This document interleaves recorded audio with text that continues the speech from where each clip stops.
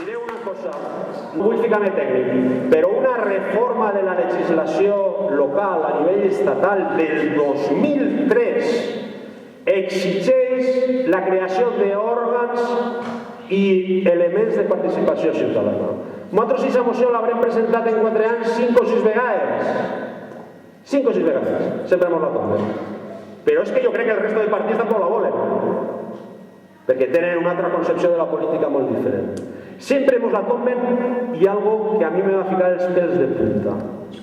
Debatint això, Mario me va dir textualment es que, me va dir en castellà, este home a vegades me mareja, es que nos faltan esas costumbres. Nosaltres parlàvem de participació i ell ens va dir, es que nos faltan esas costumbres. Home, jo me vaig quedar aixina i li vaig dir, home, quines costums teniu que tindre els hereus del franquisme? És precís. Com dia el follonero en la sexta, en este poble pareix que no avança el temps, però algun dia avançarà i probablement siga de manera radical des de les arrels a partir del dia 22. Fa falta, us assegure, aquesta transformació, aquesta revolució democràtica.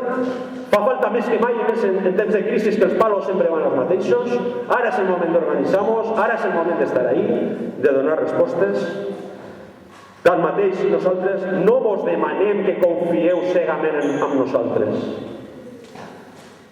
No vos demanem només el vot, que és molt evident perquè podria ser un primer pas en aquesta transformació.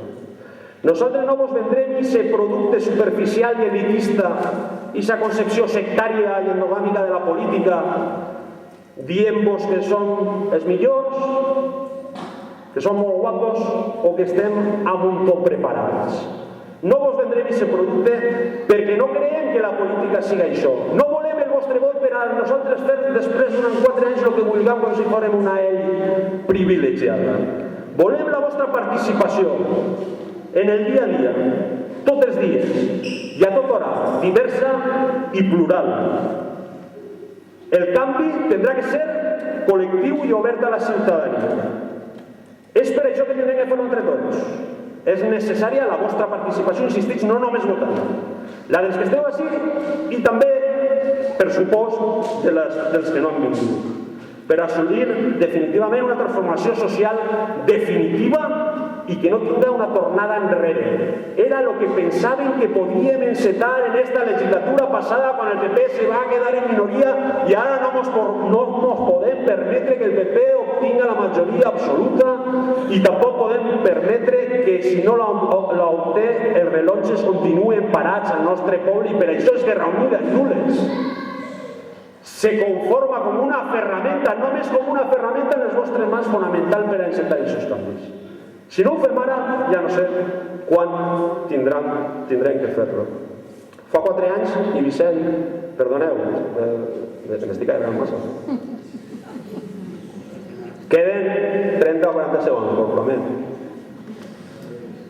Vicent citava abans a Raimon, com hem anat corrents, la veritat és que no havíem parat, jo vaig a citar-lo també, dona igual, no?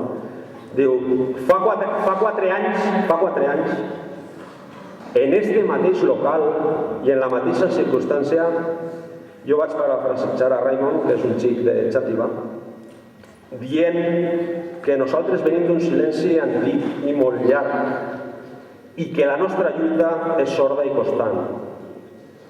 Avui, després de 4 anys, i amb Vicent Andrés Estellés, que és un xic que ja ha faltat de Burjassot, és un dels millors poetes de la història de la literatura, estava una miqueta en plan col·loquial.